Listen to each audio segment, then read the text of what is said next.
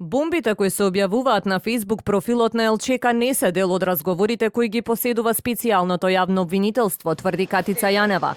Според Јанева, СЈО не поседува разговори со таква содржина. Тие разговори што се дават не се дел од нашите разговори. Вие немате такви разговори со таква содржина? Не, немаме таква. Тие се од приватни повеќе. Сепак, Јанева минатата недела изјави дека дел од овие бомби имаат слична содржина со тие кои се под истрага во специјалното јавно обвинителство. Дали се тоа истите бомби што ги поседува СЈО? Има дел од нив што ги има. Во меѓувреме пак се уште трае вештачењето на бомбите кои беа пронајдени кај Љупчо Палевски и Захир Бекири Чауш. Јанева информираше дека предметот се уште се работи и дека вештачењата не се готови поради обемната документација. Има многу обемна документација. Да, баш за тоа прашува.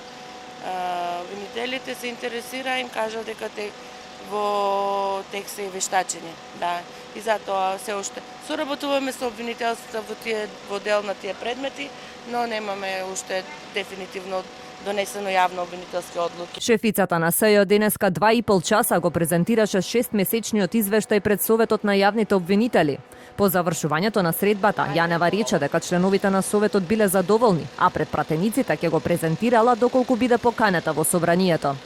За овој извештај специјалното јавно обвинителство доби критики од ОПСЕ за времетраењето на постапките, пречестото одложување на рочиштата, како и за законските рокови кои се ризик за бегство. Во меѓувреме пак власта и опозицијата и натаму се во преговори за новиот закон за јавно обвинителство, со што треба да се реши статусот на СЈО.